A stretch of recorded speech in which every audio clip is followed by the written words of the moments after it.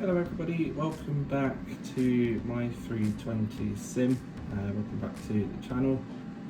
Today I thought we would do a slightly different video to what I've been uploading. So I know I've done a few videos with actual flights and a few update videos as well. There probably will be another update video coming soon. But today I thought we would cover something a little bit more specific, and that is Gatwick Airport, basically. There's a few reasons why I've chosen Gatwick Airport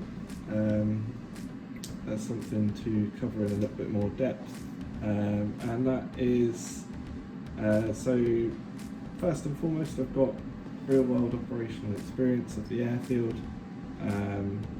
Number two is there's an incredible freeware, very realistic Gatwick Airport, which is available for Microsoft Flight Simulator.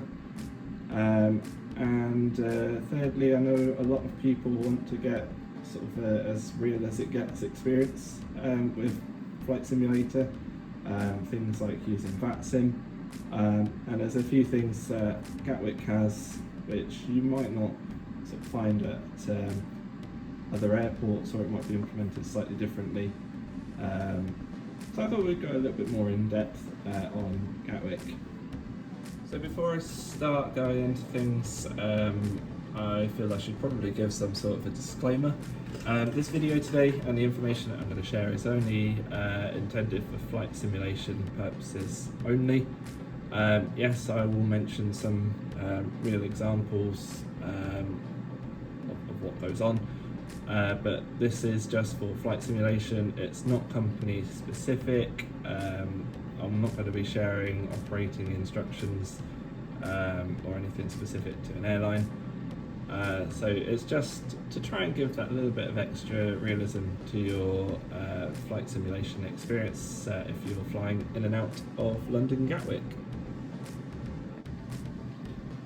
Okie dokie, so the first thing that I'm going to cover with Gatwick, I suppose it's logical to start from on the ground, so let's start with the ground procedures. Well,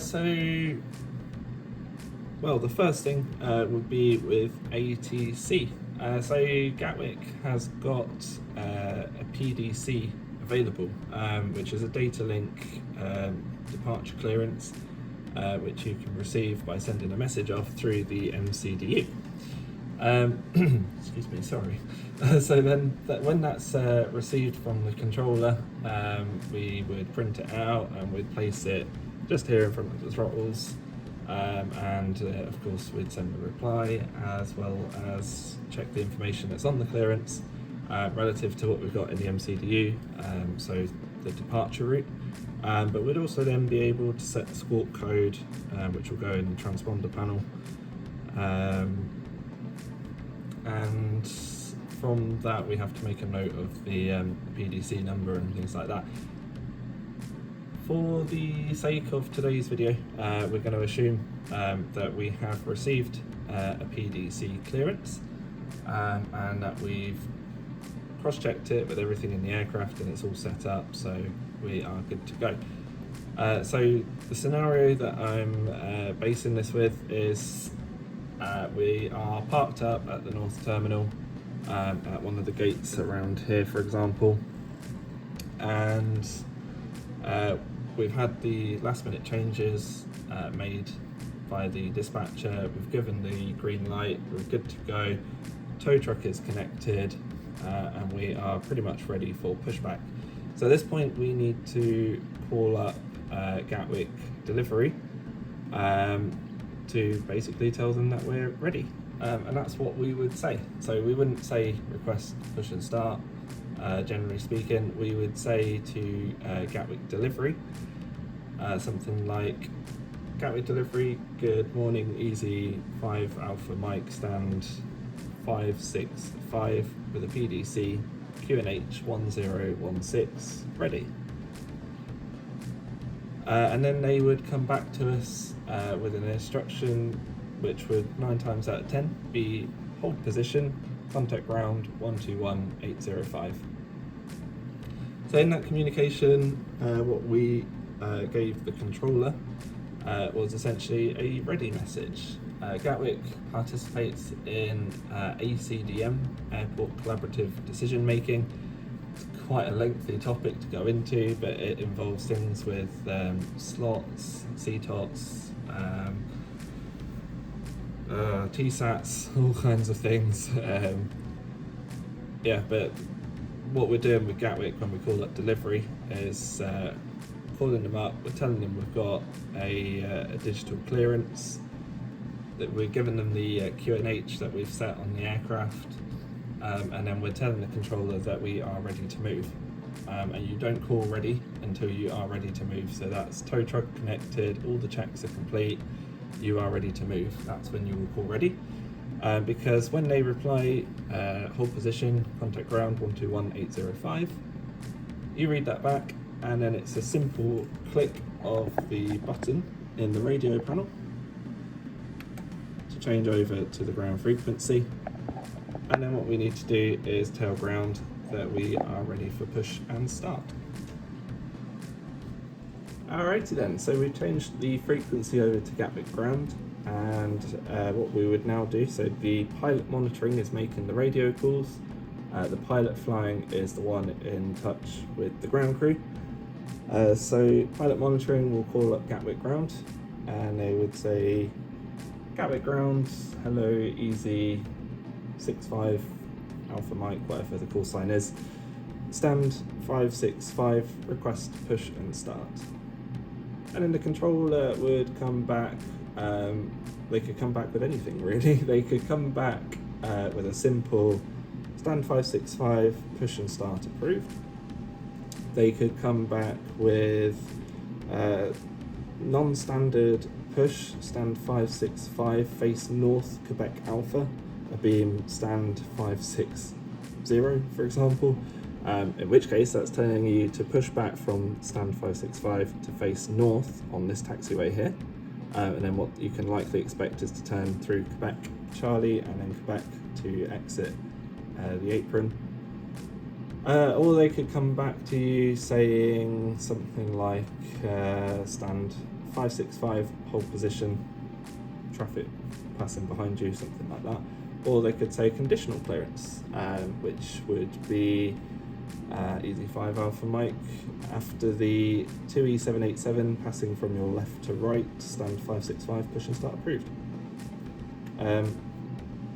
Any number of clearances. You want to make a mental note of the clearance they give you, and then you would read it back to them, and then it's the pilot flying who would then relay that instruction to the ground crew, and they would relay that instruction as they heard it from ATC. So in the event of that conditional clearance, pilot flying would contact the pushback crew and say flight deck to ground. After the 2E787 from left to right, we're cleared to push and start. And then they should then read that back to you and say, so after the 2E787 from left to right, cleared to push and start.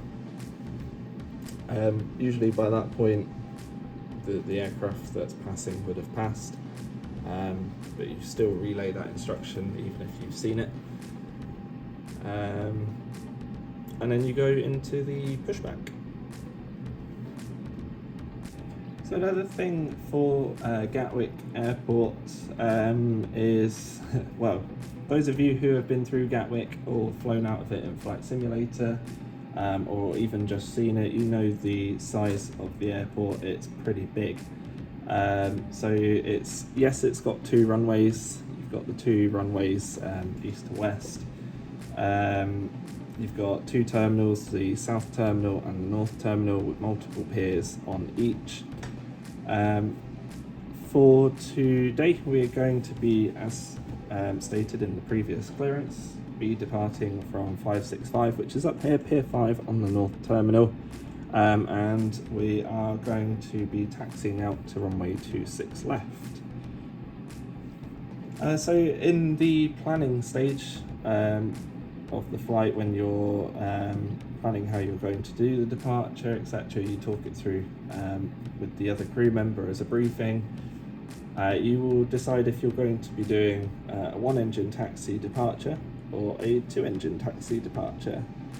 1-engine taxi departure, 2-engine taxi departures, there's a whole can of worms to open up with that, which I might make a more in-depth separate video on. But for Gatwick, it comes down to, I suppose it comes down to common sense really. If you're departing from the top of the North Terminal, so that's way up here, then most likely you're going to do a 1-engine taxi. It will save you fuel, it will save carbon emissions. You know, it's part of a green initiative, I suppose you could say. Ultimately, it will save the company money, so 1-engine taxi is the way to go. So that then brings up the question of, when do I start the second engine? So I use the Airbus in the simulator videos that I upload. I fly the Airbus for real. There's a engine warm-up time which you need to take into consideration when doing a 1-engine taxi departure, and that's 3 minutes. So that's 3 minutes from the engine fully starting before you're allowed to apply takeoff power. Within that 3 minutes, I think you shouldn't really go above 40% N1. I only know for the CFM, I don't know how it works for the IAE aircraft, but for the CFM, it's 3 minutes. And we would time that from either the point at which, on the display up here, we get an avail message come up there, or from the moment you hear the generator come online. And the reason we say the generator come online is because not all the aircraft have that available message come up on the upper ECAM. So you'll know when the generator comes online because there's a clunk, the lights might flash, you'll know when it starts. And that's the point to start the timer. An easy timer to use is this chrono button just here. You press it, and on your ND you will get a timer.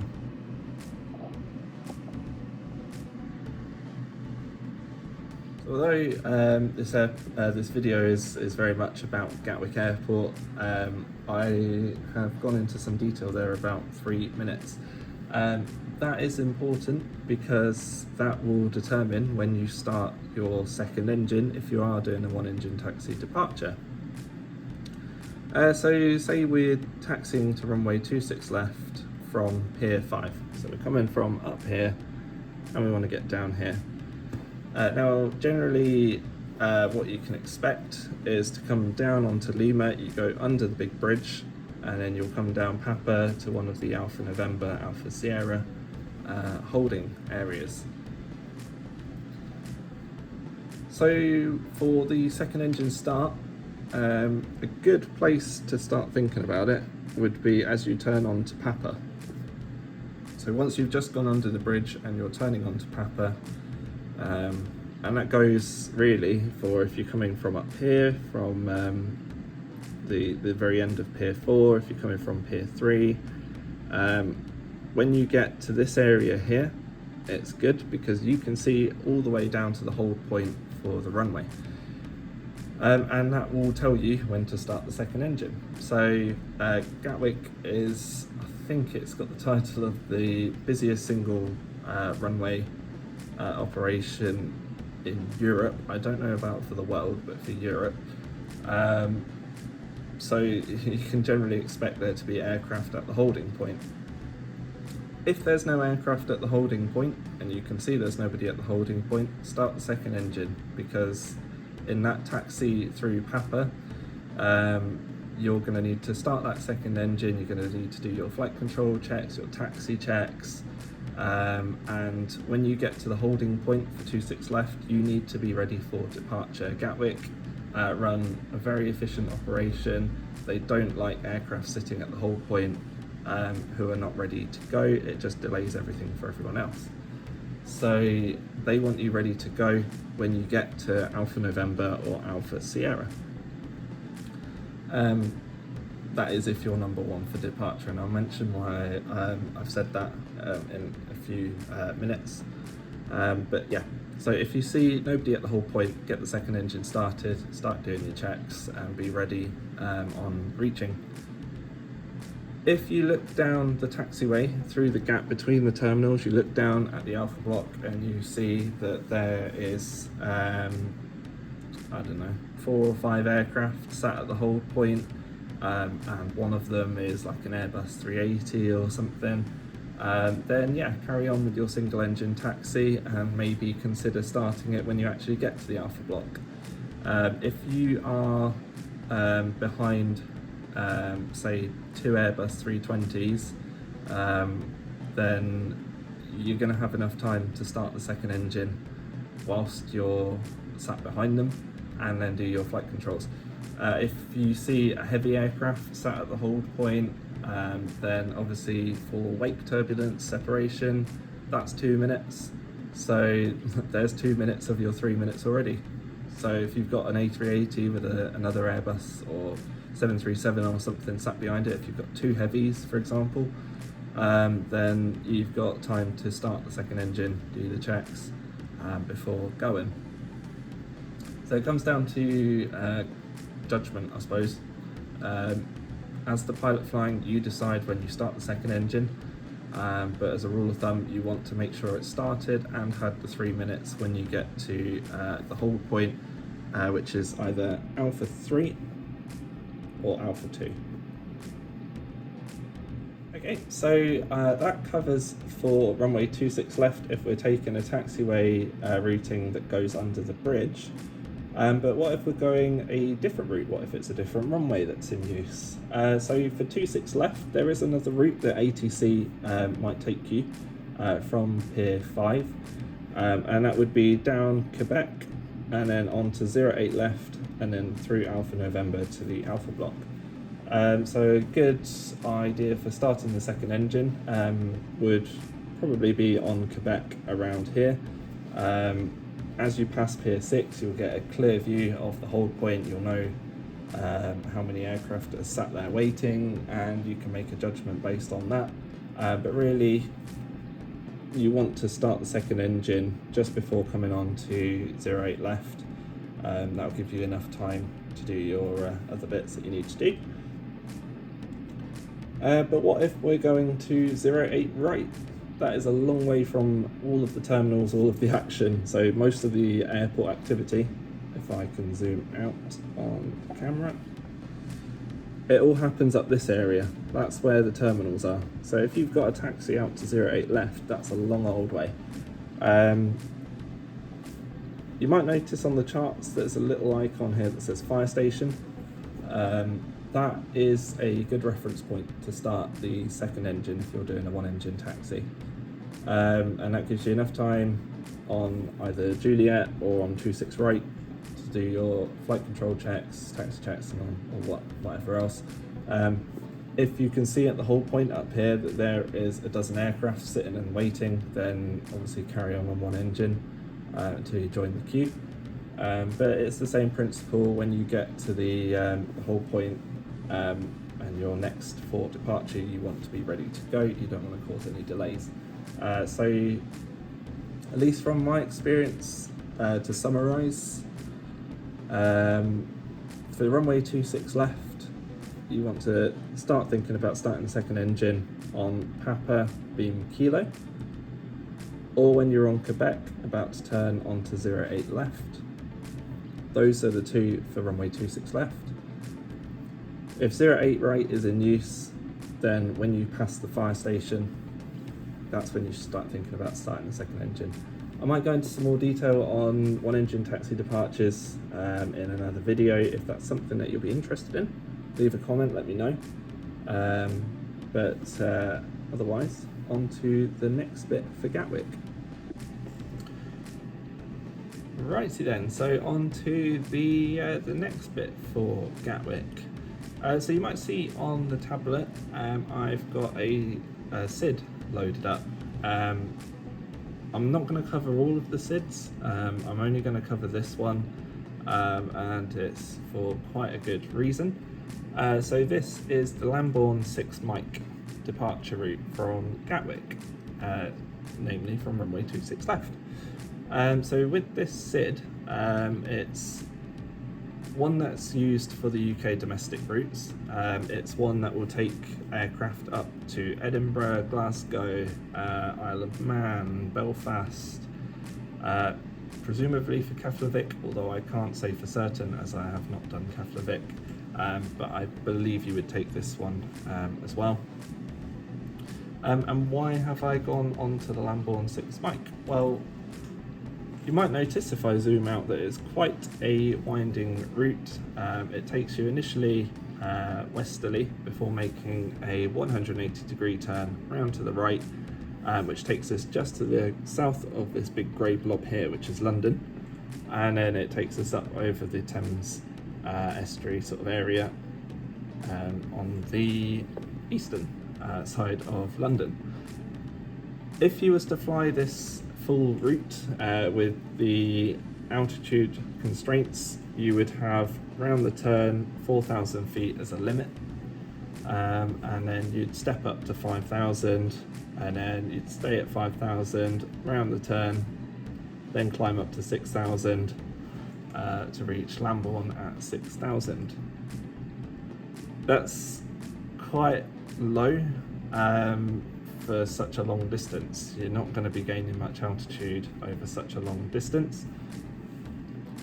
So with this departure route, what commonly happens, and I suppose this is not only a Gatwick but a London TMA kind of mannerism, is that the right word? What would happen normally is once you turn around that first corner and you're on that easterly routing, ATC would pull you off the SID. They would give you a heading to fly, and then they would give you a climb beyond that of the SID. I suppose the background to why the SID is so lengthy is because London airspace is very busy. You know, you've got Gatwick with all of these departures and arrivals. You've also got, just over here is London Heathrow. You've got London City.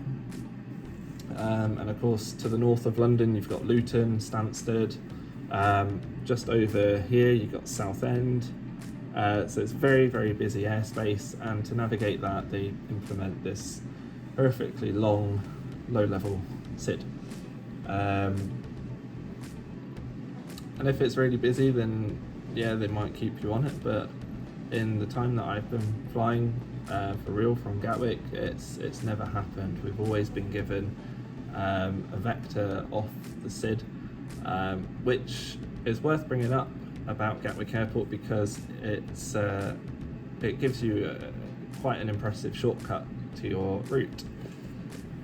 So as I say, once you're on that easterly heading, ATC will give you a heading, for example, turn right heading 090. So we're now flying off the route down here like this, and they would tell you to climb something along the lines of climb flight level 120, for example. So they give you quite a high altitude to go up to, considering we've only just taken off a few minutes ago. And what that's trying to do is get you ready for a shortcut to take you over near enough central London. Cuts out all of this area here. So a good tip for that shortcut, if you get given it, the aircraft will have accelerated, will be accelerating up to 250 knots around here when you are likely to get given that shortcut.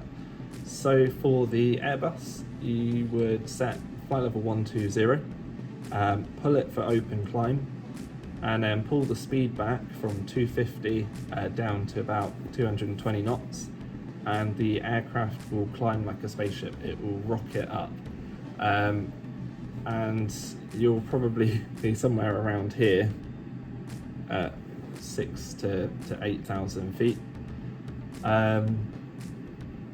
Then what you do is you wait. So you're letting the aircraft climb and climb and climb at 220 knots, and you're waiting to hear London Control give you a clearance, which is turn left heading 350, or turn left direct Brookmans Park, or turn left heading north, anything to take you northerly.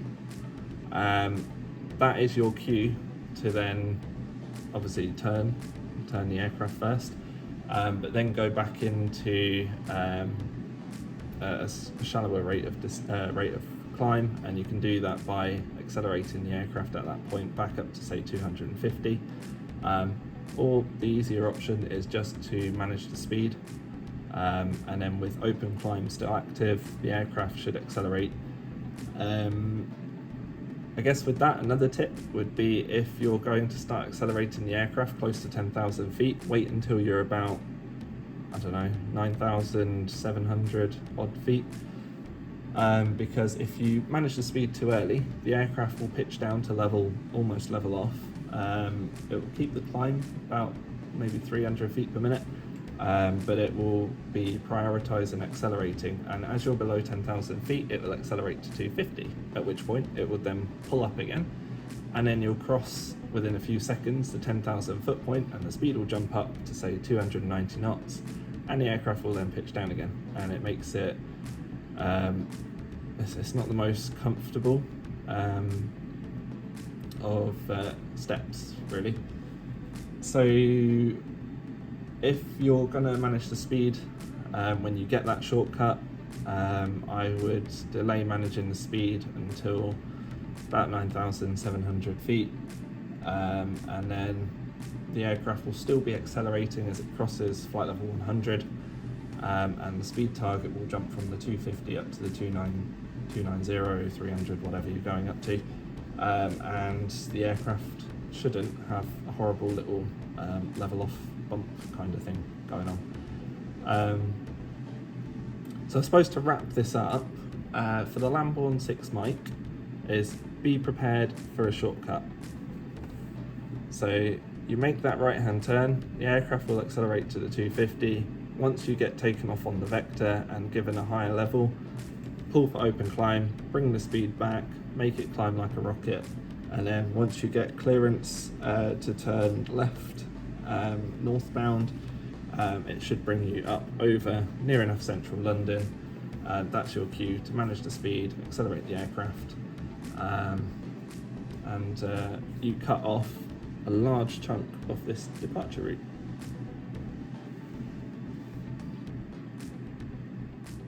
Okay, so far in the video we have covered some ground movements, and we've covered a shortcut on one of the departure routes from Gatwick, but something else which I suppose is also for the London TMA as well as Gatwick is the arrival procedures. So London, as I've mentioned before, is very busy airspace. You've got all of those airports, especially Heathrow. There's a lot of traffic in contact with them, multiple frequencies. You know, it's busier than you might get on VatSim, but that said, VatSim does actually do quite well at simulating the busy TMA, and the controllers are fantastic. For the example that I'm going to go into now, we're going to pretend that we are flying up from the Mediterranean, and say sort of around Italy, and we're going to be coming back on the Kunav 1 Golf arrival to Gatwick. Okay, so I've got the en route chart loaded on the iPad at the moment, and so things would typically start to happen around here, sort of around Apale, Pireg kind of area, as we approach Kazaks. So Kazaks is quite an important waypoint. So of course we'll be in control from the Paris or the breast control French ATC at this point, up at a cruise altitude of, I don't know, for example, 38,000 feet. So we're cruising along from the bottom right of the iPad, 38,000 feet. The first thing that's going to happen is we would get a stepped descent. So for Gatwick, we would, probably be sent down to between 32,000 feet from the French controllers. And we would initiate that and most likely end up leveling off close to Kazakhs. At which point we would get handed over from the French controllers over to London on a frequency that I cannot remember, but I think it's something like 125 point something. So you'd switch it over in the radio panel in the box, you know how it goes, the numbers go in, transfer it, and we're now listening to London control. So when we make first contact with London control, there's quite a specific message that we need to hand over, and it goes for, from what I've been told, it goes for the any of the London airports. So we need to obviously tell them who we are, but we also need to tell them where we are, the altitude, and the arrival route that we're expecting. So it's pretty much a standard check-in with ATC, you know, who we are, where we are, altitude, but for London, on the arrival, we're also going to throw in the star that we're expecting. An example, I suppose, would then be London Control, good afternoon, EZ5 Alpha Mike, flight level 380, Kazakhs for the Kunav 1 Golf, Gatwick. I know I said 380, and in reality it would probably be around 300, but it's just an example. Radio call. So then London Control would come back to you and say EZ5 Alpha Mike, London Control identified, when ready descend flight level 160, be level by AMDT. So this is where we'll then change over to the star plate, to the Kunav 1 Golf. So Gatwick have told, London have told us, when ready, descend flight level 160, level by AMDT. AMDT is the waypoint just here, and of course it's got the constraint already as per the star. So you'd wind it into the FCU and you'd initiate the descent, and then you can always tweak it with open descent or with speed management, speed brakes for example, to make sure that we level off at or just before AMDT. When we're in the descent, we will be disconnecting CPDLC around flight level 200. I'm not going to go into that, that's operationally for the Airbus, that's not specific for Gatwick. And then we would stay with London, passing AMDT, they'd give us another clearance, we'd get a different controller, and so on and so forth. When we're around here, we would be approaching timber. So timber marks the end of the star. It is a clearance limit, and as we approach timber, we would get handed over from London Control to Gatwick Director. So Gatwick Director 126.825, which we plug into the radio box down below. Switch it over, and we're now with Gatwick Director. So as we're approaching timber, check in with Gatwick Director. We need to obviously tell them the aircraft type, and we need to tell them the ATIS code that we've been given, as well as, of course, who we are, where we are, and what we're doing. So you would say something along the lines of Gatwick Director, Easy 5 Alpha Mike, descending flight level 70, Timber A320, information Delta. And they would come back to you with something like Easy 5 Alpha Mike, no delay, expect vectors ILS runway 26 left. Or they would say Easy 5 Alpha Mike, descend flight level 70, hold at Timber, estimated delay 15 minutes, or something like that.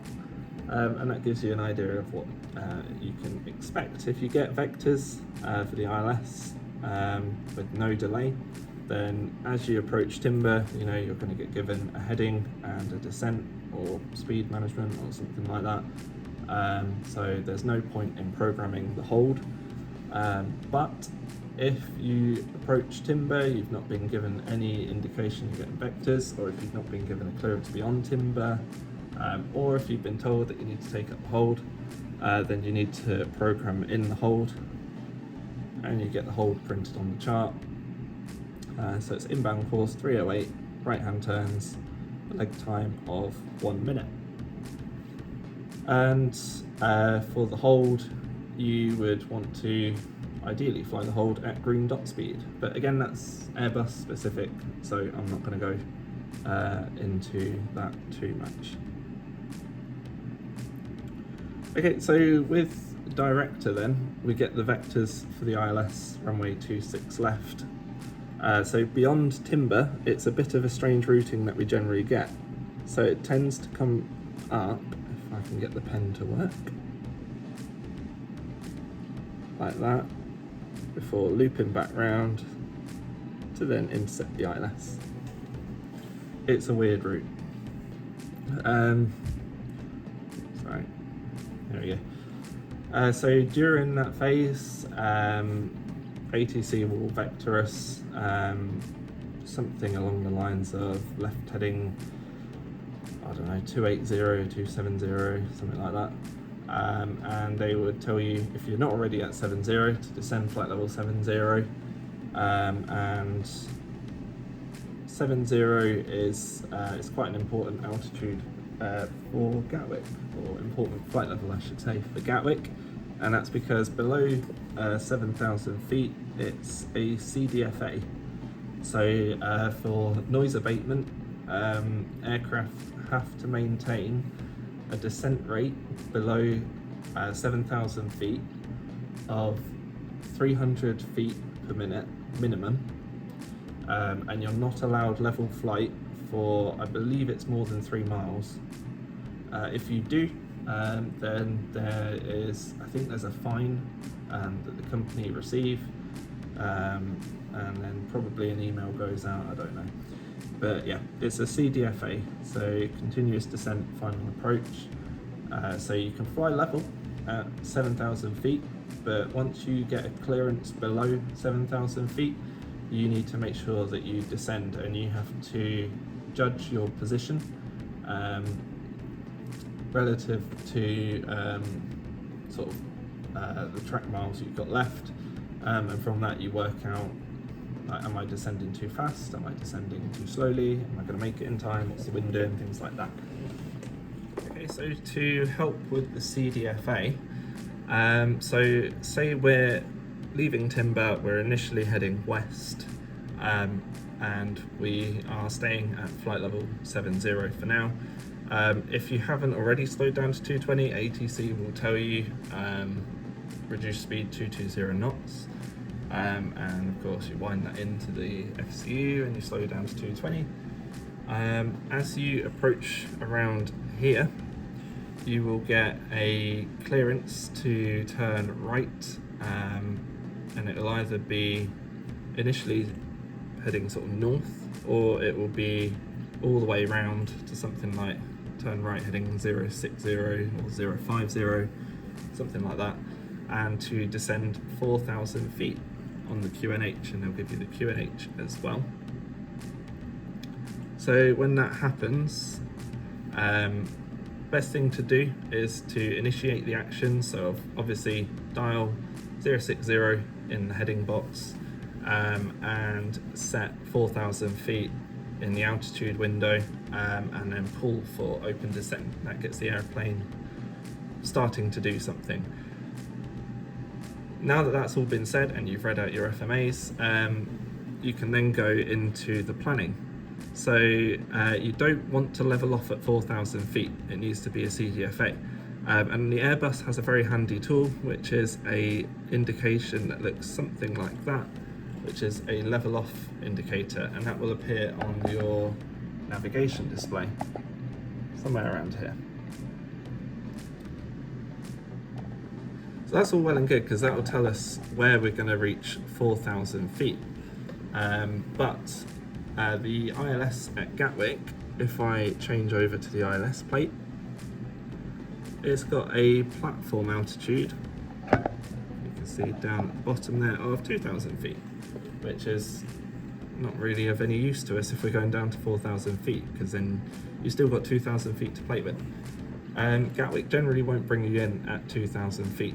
They'll bring you down to 4,000 on that vectoring, and then they'll then turn you north and descend you down to 3,000 feet.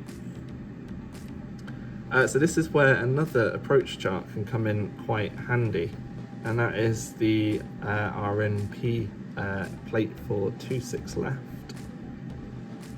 And the reason that's handy is because you have this waypoint here, Kilo 26 Lima Foxtrot, 3,000 feet.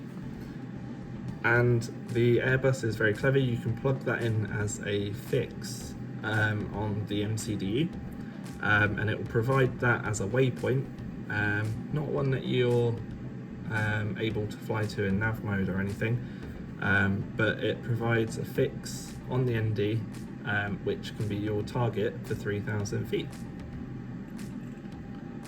So if I go back to the ILS plate, and I'll get rid of this bit down here, and bring up the pen. Okay, so we're on our vectors, we're coming up like this, and we're coming up to 4,000 feet. We need to set that fix for Kilo 26 Lima Foxtrot, which I'm going to set in green, and that's somewhere around there. Okay, so what we need to do is, for our 4,000 foot descent clearance, is make sure that the level off arrow for 4,000 feet is here, and that is, if I can change the width of the line,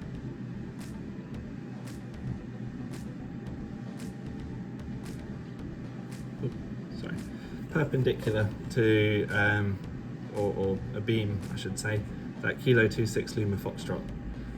So for your descent planning, set the level off arrow for 4,000 feet, a beam, the Kilo 26 Lima Foxtrot point, because then as you approach this point here, you get a clearance from ATC to turn left heading 350 and to descend 3,000 feet.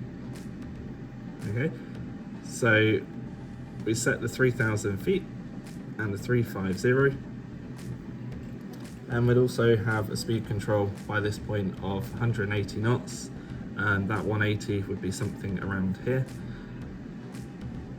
So you go 180 knots, flaps 1, and then here is 4,000 feet, a beam Kilo 26 Lima Foxtrot. We turn left heading 350, and we descend to 3,000 feet. With the level off arrow, you actually want to set it beyond the Kilo 26 Lima Foxtrot point, so we set it up there.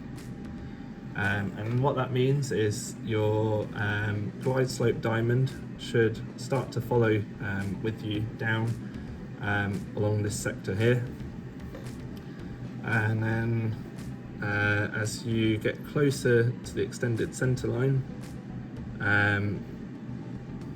So say our extended centre line is there. You get told turn left heading 295. So there's our 295. When established, localizer, descend glide path 26 left. So let me get rid of the heading 350. So we're now on turning left heading 295. We arm the approach mode and set the second autopilot, etc. And hopefully when you get to this point here where the two lines cross over, you will be you'll go into glide slope star and lock star on your FMA, which are at the top of the primary flight display up here, and 3,000 feet will still remain as your target altitude on the PFD, but obviously in glide star you'll go through that because you're established. And you'll be on the final approach now. And 3,000 feet is important because that is your missed approach altitude. So if I get rid of the pen and then drag that up here, you can see 3,000 feet for the missed approach.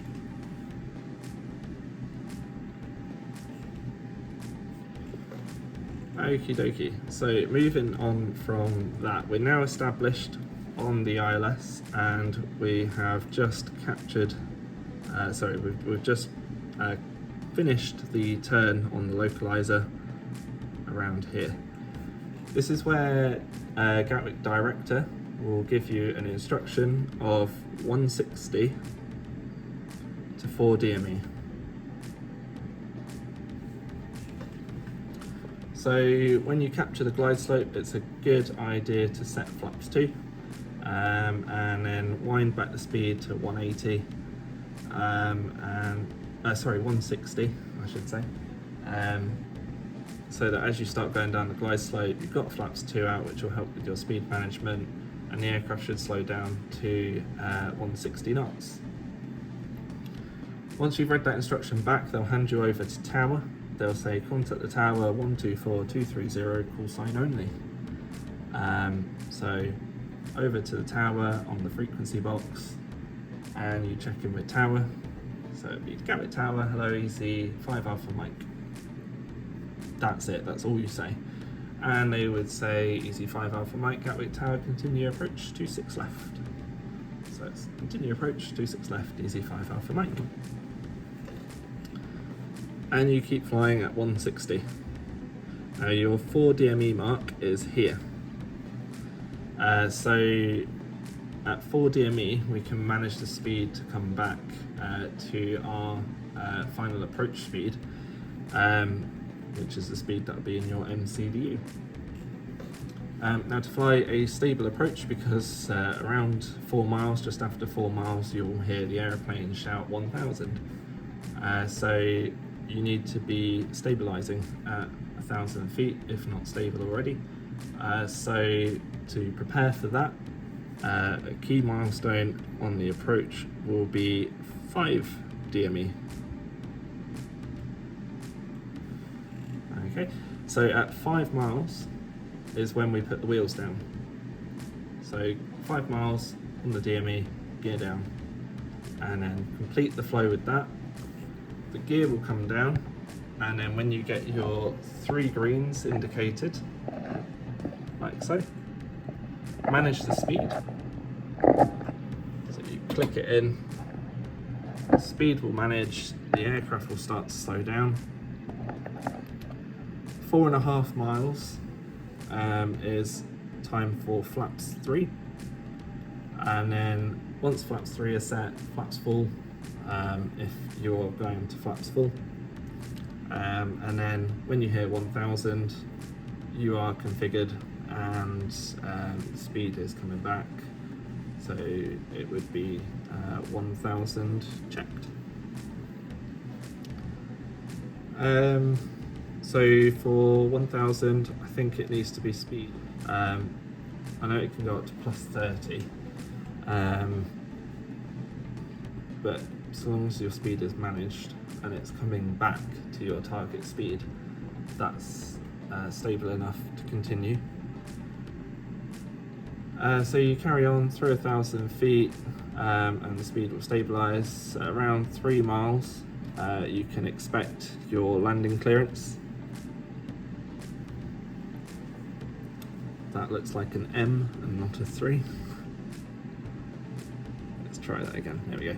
3 miles you can expect your landing clearance, which is quite close, it's not far at all. And of course then you just fly it down to the runway.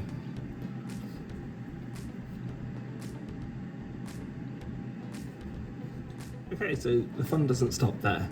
So you're flying it down to the runway, you go into the flare and you touch down. This is where your planning stage up in the cruise for the arrival would come in handy. So in the planning stage you'll have hopefully thought about which runway exit you wish to take, and that coupled with the runway conditions, the weight of the aircraft would determine your brake setting. Now for Gatwick I would recommend auto brake level low, which is the left of the 3. That one. That will provide a good deceleration rate with idle reverse that you should be able to make the new rapid exit taxiway Echo Romeo. So Gatwick operate a MROT policy, which is minimum runway occupancy time. So they want you off the runway as quickly as possible, so that another aircraft can either land or another aircraft can depart between yourself and the next landing aircraft. So what MROT means is when you touch down, don't dither, don't take long to vacate. These rapid exit taxiways, you can go up to, I believe it's up to 70 knots to exit the runway. So as you're decelerating, judge the braking of the aircraft. If it's braking too harsh, tap the toe brakes, disconnect it, let it roll, and then start to brake as you approach the exit. If you're below 70 knots and you feel comfortable doing so, brake once you're off the runway and you're on the actual exit.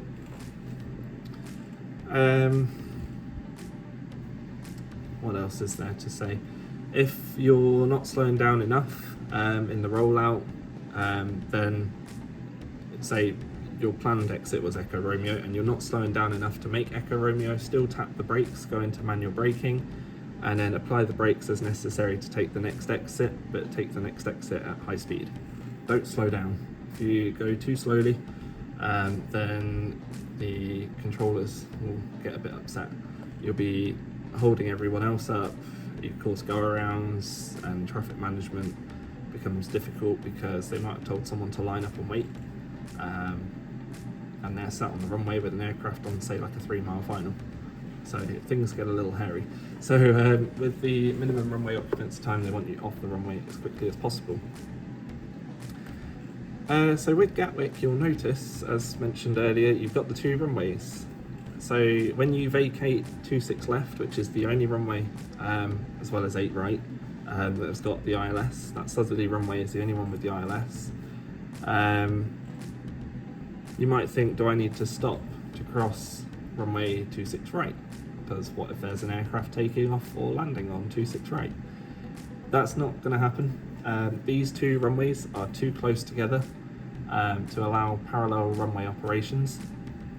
So when you vacate 26 left or 08 right, you can cross this other runway. You don't have to stop short of it and wait, because the actual holding point for 26 left or 08 right, I should say, is here.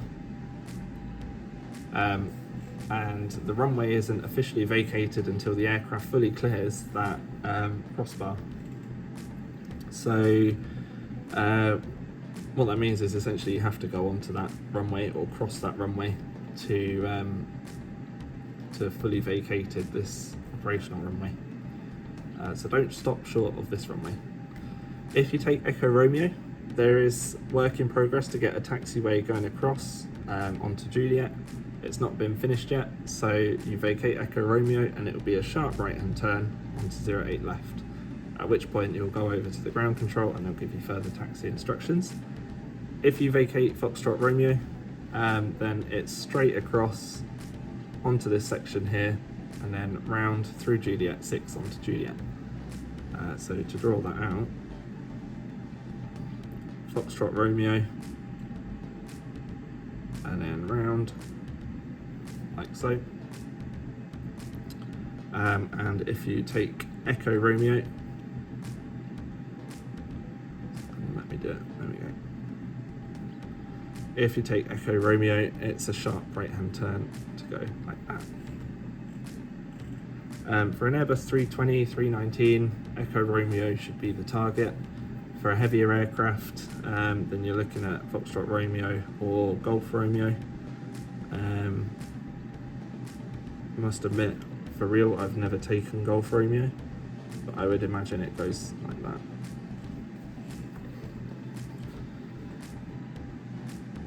So that is vacating the runway, and then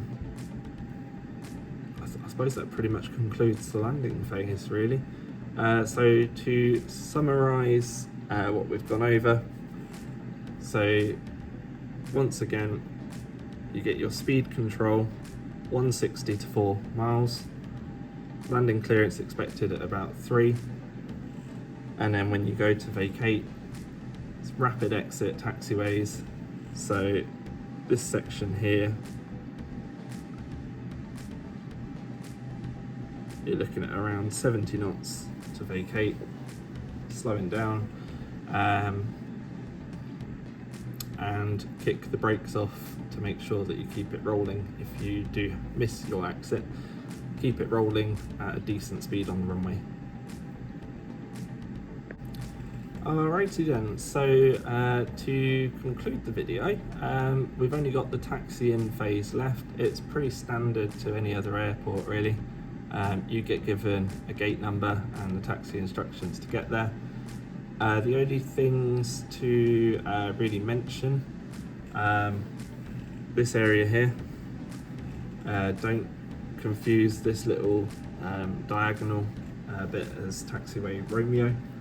A helpful thing that I was told for remembering which turn is Romeo and which one is Quebec is Romeo R is right next to the tower, so R for right next to. Quebec Q, quite near. It's quite near to the tower. It's not right next to it, but it's quite near. That's a little thing that I was taught. And of course, there's the opportunity for one engine taxi arrivals. If you've had 3 minutes of cool down on the engines, then you can go for it. What else is there really to mention? That's about it, to be honest. I suppose parking wise, if you're on a UK domestic flight, then you'll park up at the UK domestic gates, which are around here. If you've come in on the A380, then it's the gates here.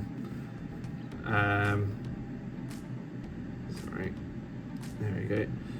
Any EasyJet flight numbers beginning with an 8 will go from the North Terminal. So let's find an orange. So these are all flight numbers beginning with an 8.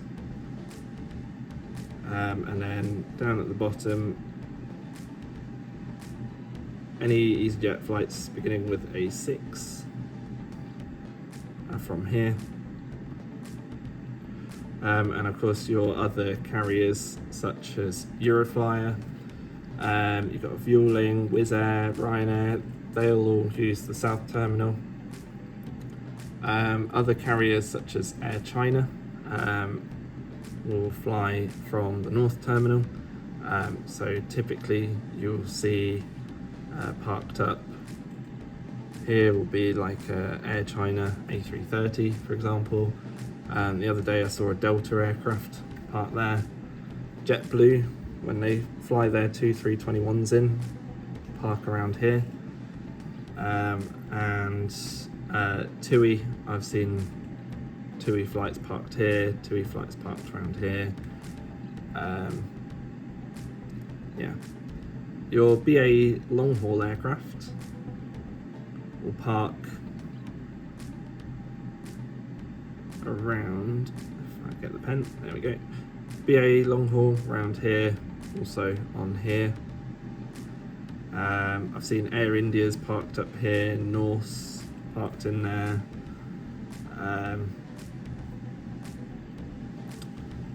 So that's pretty much what you can expect parking wise.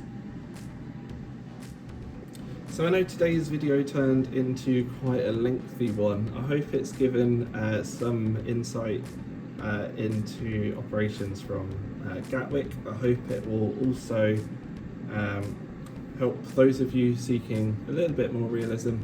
I hope it will give you just that little bit of extra realism. These are things that I apply on VatSim, so things like the ready message with delivery before departure, things like the shortcuts as well. They do happen on VatSim as well. And of course the radio call for checking in with London, vacating the runway, you know, these sorts of things, they happen for real. But as I say, today's video was very much just for simulation purposes only. If you have questions, leave them in the comments below. I'll do my best to answer them. If there's other topics that you would like to see, then please let me know.